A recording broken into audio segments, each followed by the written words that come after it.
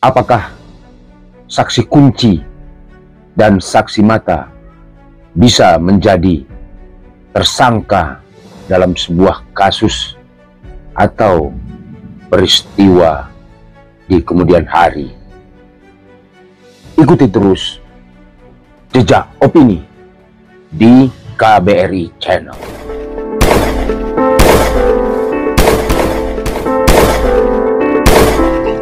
Tersebut pada Senin 18 Juli 2022.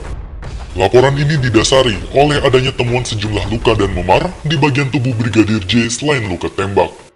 Kuasa hukum keluarga Brigadir J, Komarudin Simanjuntak mengungkapkan sejumlah luka yang ditemukan diantaranya pada bawah mata, telinga, hidung, dan leher yang berbentuk luka sayatan. Nggak cuma itu, Komarudin juga bilang ada luka memar di bagian perut kanan dan kiri. Bahkan salah satu jari tangan yakni jari manis juga diduga telah dilakukan pengerusakan. Untuk memperkuat dugaan ini, pihak keluarga dan kuasa hukum mengklaim memiliki bukti berupa video yang menunjukkan penyiksaan terhadap Brigadir J. Oleh sebab itu, mereka pun meminta agar dilakukan autopsi ulang terhadap jenazah Brigadir J.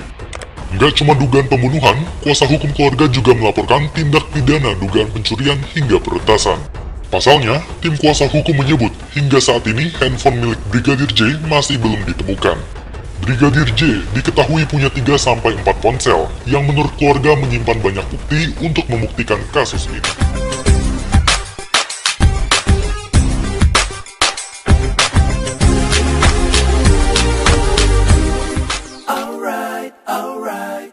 Saksi itu merupakan orang yang bersaksi dan melihat kejadian yang sebenarnya dan kemudian memberi keterangan kepada pihak yang berwajib guna pengusutan dari sebuah peristiwa tersebut, supaya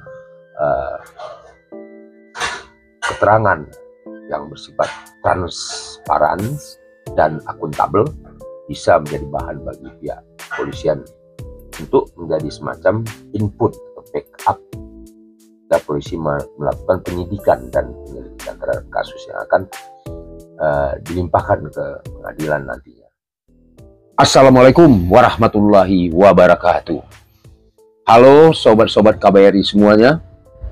Jumpa lagi kita di channel YouTube kesayangan Anda, KBRI, channel yang selalu memberikan informasi-informasi terbaru, terkini, terupdate, dan yang jelas beritanya sangat akurasi dalam penyajiannya.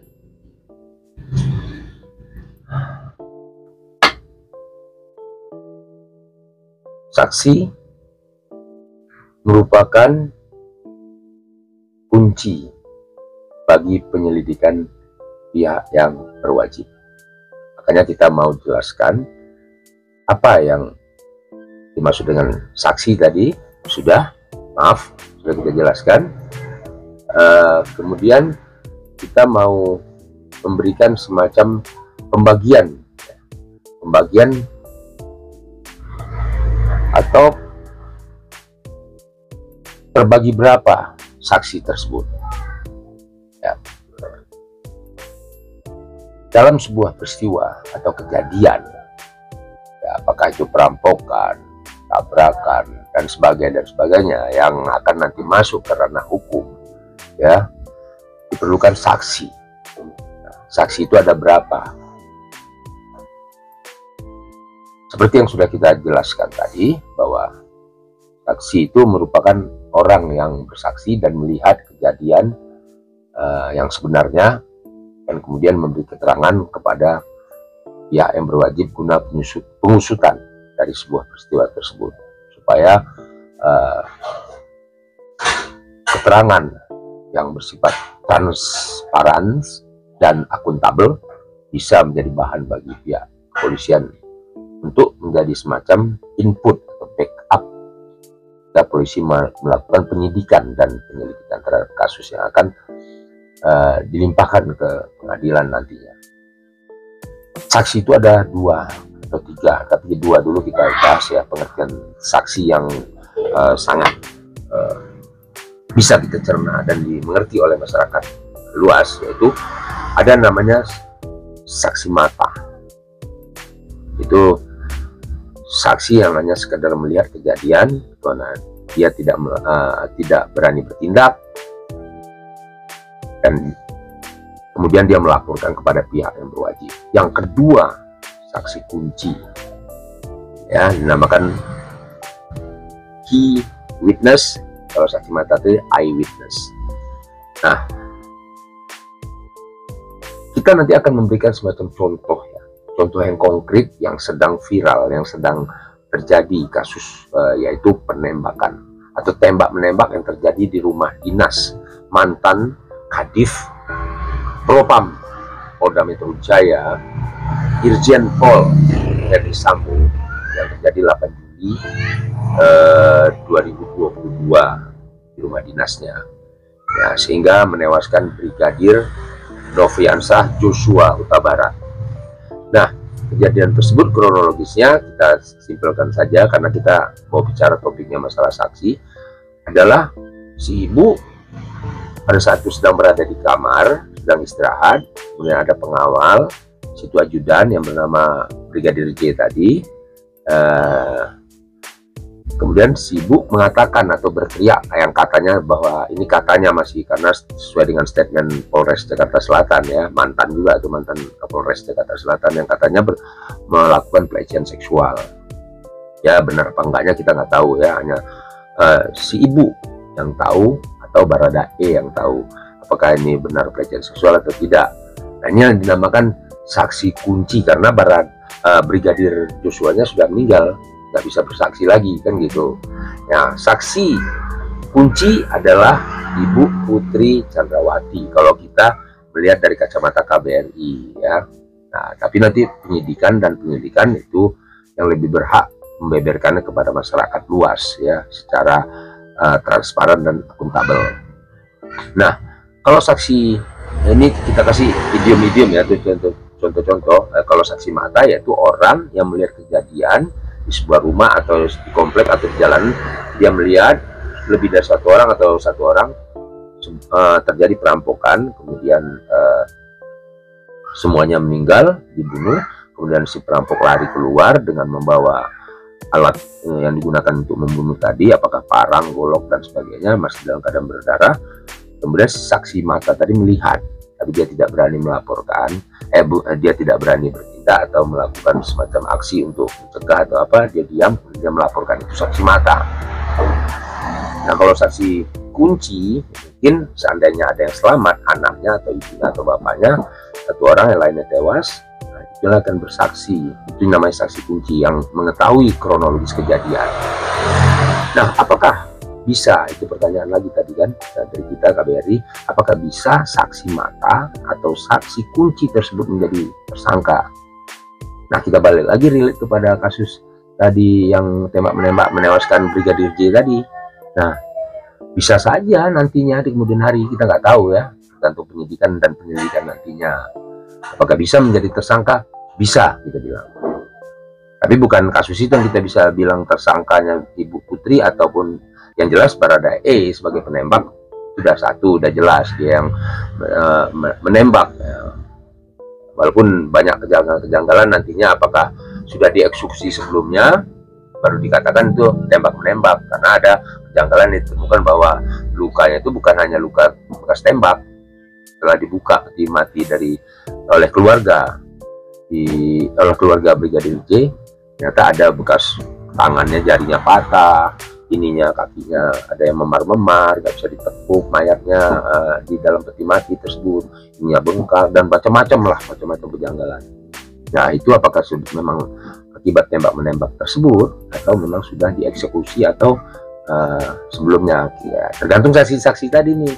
Saksi-saksinya ya banyak. Nah, tapi saksi yang terjadi saat tembak menembak yang versi mereka, yaitu Ibu Putri sebagai saksi kunci dan Baradae sebagai saksi mata dan saksi kunci juga karena dia menembak. Nah, itu bro, mungkin pengertian dan pengkelompokan daripada saksi tadi. Ada saksi mata dan ada saksi kunci. Itu Mas Bro, mungkin sudah jelas, ya.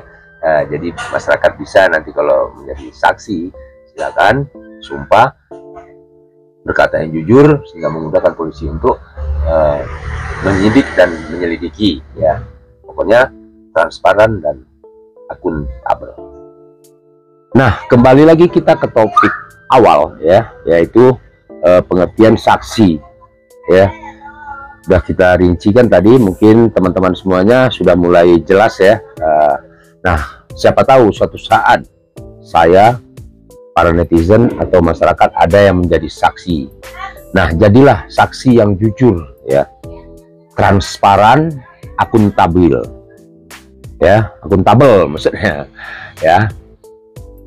Jadi ketika kita transparan dan akuntabel dalam bersikap atau dalam bersaksi, itu akan memudahkan pihak yang berwajib dalam menyelidiki atau menyidik sebuah kasus sehingga dapat terpecahkan dengan cepat, ya, dan menghasilkan suatu hasil yang benar-benar bisa dijelaskan ke khalayak ramai atau kepada masyarakat, supaya tidak akan timbul stigma-stigma miring atau tidak akan bermunculan anggapan-anggapan yang tidak baik, negatif, ya, sehingga dia akan menjadi bola liar atau bola api panas yang menggelinding ke sana kemari, ya, tanpa ada yang bisa mengendalikan bola panas tersebut. Nah, jadilah saksi yang benar, ya, disumpah dan taati sumpah itu, tidak hanya sekedar bersumpah demi untuk memenuhi kewajibannya sebagai saksi, tidak, tapi benar-benar bahwa saksi memang orang tidak ada yang tahu, tapi yang Maha Kuasa Allah Subhanahu wa Ta'ala tahu kamu berbohong atau tidak. Dan nanti akan menyulitkan diri sendiri, karena pihak berwajib tidak sebodoh atau tidak segampang itu mengiyakan apa yang dikatakan saksi. Mereka akan mencari data, mereka akan memanggil psikiater untuk menguji daya pikir atau tingkat kebohongan. Ada lying detector, ya, lie detector, ya, untuk menguji ke mesin penguji kebohongan dan sebagainya. Nah, itu terakhir dari temu kita pada pagi hari ini. Saya pesankan, jadilah saksi yang jujur, ya, jujur, transparan, akuntabel, ya, supaya semuanya bisa berjalan dengan lancar. Oke, Mas Bro semuanya, mungkin sampai di sini dulu talking kita pada pagi hari ini tentang pengertian daripada apa yang dimaksud dengan saksi tadi dan turunan-turunan dia. Ya, ada saksi mata dan saksi kunci. Sampai ketemu di next video, tapi sebelum kita tutup video ini, jangan lupa subscribe, like, share, and comment channel YouTube KBRI, ya. Insya Allah kita akan menyajikan berita-berita terbaru, terkini, dan terakurat. Mohon maaf kalau ada kata-kata atau kalimat yang melenceng, salah, disengaja atau tidak disengaja, mohon dimaafkan. Namanya manusia tidak lepas dari kesalahan. Tidak ada yang sempurna, yang sempurna hanya Allah Subhanahu wa Ta'ala. Wassalamualaikum warahmatullahi wabarakatuh.